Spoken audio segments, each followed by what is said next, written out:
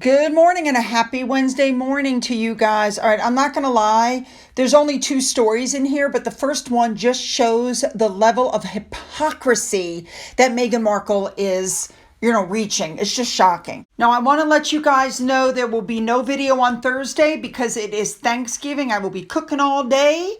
And yeah, all right. No video on Thursday, and I will see you guys back on Friday. So let's jump in with what we got, shall we? Let's go. I have to start with this because this is one of the most hypocritical things I think I've ever seen. Meghan Markle is out there telling Americans to open their arms to welcome new people this Thanksgiving because she felt lonely within the royal family. So here we go again. She's slamming on the royal family, how she felt, me. And in the meantime, she can't even bother during Thanksgiving to go see her father. Maybe she should invite her father to, her Thanksgiving.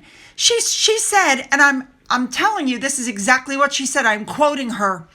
Just think about how you'd want someone to treat you, how you would want someone to open their arms up to you. Are you kidding me?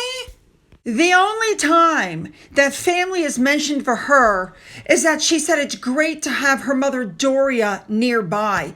Nearby, her mother lives in the guest house on their property. She doesn't even let her mother live in the big house with them. That's what's being reported in the past. That's the rumor. Mommy lives in the guest house in the back.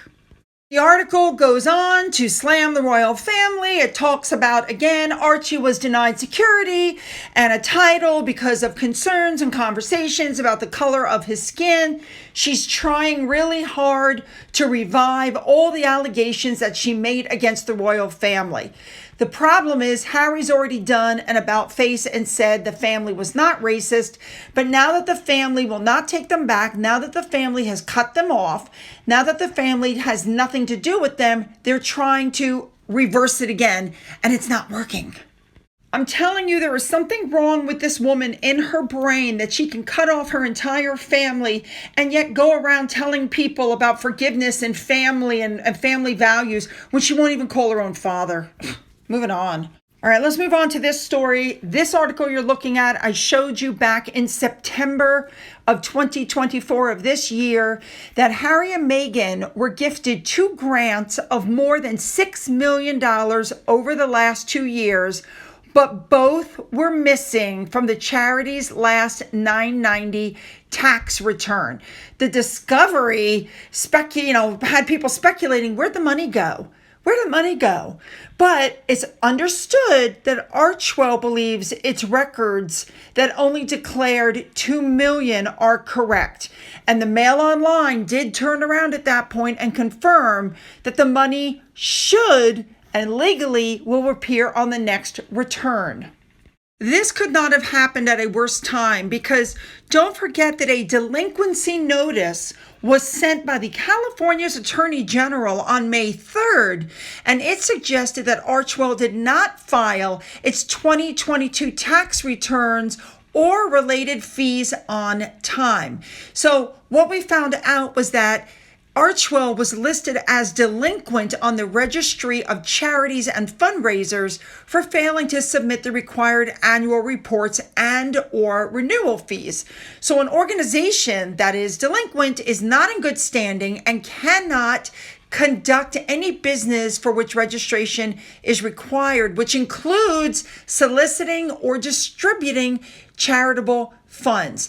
Now, The Telegraph did this article, and what they said was Archewell filed the relevant documents on time, but the check never showed up. The check was in the mail, and the Sussex team was not aware that the check was lost until it got the notice. That is the worst excuse I think I've ever heard. The check is in the mail. Are you kidding me? If you're professional, you check up to make sure that your check was cashed. 4 months later, really? And of course, after that excuse, they turned around and said the very next day that it was actually the Attorney General's fault because they didn't process the check that they received. And of course, people came out, oh, this is just a ludicrous claim. You guys just don't like them. Well, you're right, we don't. But you still have laws you have to follow.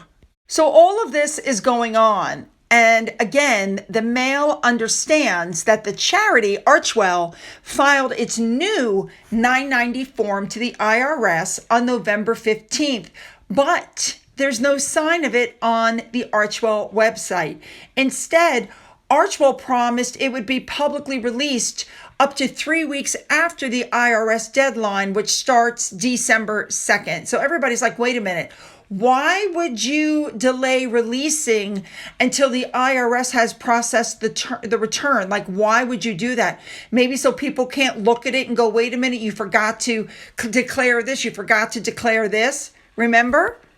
The young lady you're looking at above is a private wealth partner, and she said if Archewell missed the IRS deadline, the charity could get a fine of $60,000. That's an issue, she said, because there are penalties for late filings. And if you miss the deadlines 3 years in a row, the tax exempt status is automatically revoked. With $4 million missing and these stupid excuses, you have to wonder maybe they're trying to raise the $4 million another way to come up with it.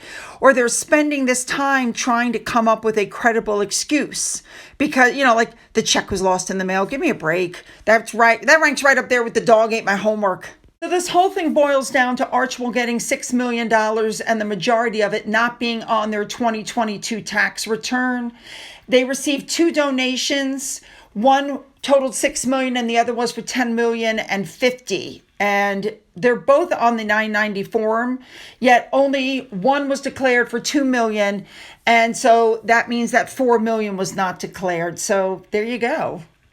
Archewell's tax year ends in December, so it should be filing its returns by May 15th every year. But for the past 3 years, they have filed a 6-month extension to November 15th.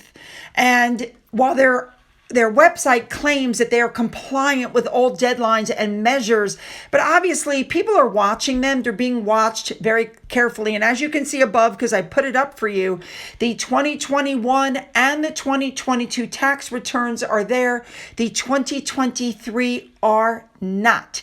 Of course, people wrote to the Treasury Department. They tried to reach them to get a comment, and they said that for privacy and legal reasons, they can't comment on the taxpayer situation. So I guess we're just going to have to wait and see next month, really just in a few weeks, if their tax return shows up. Wow, am I looking forward to your comments on this one, so make them good and then go down into the description box where you'll find the link to video number 2. Follow me over. There's a lot to cover. Let's go.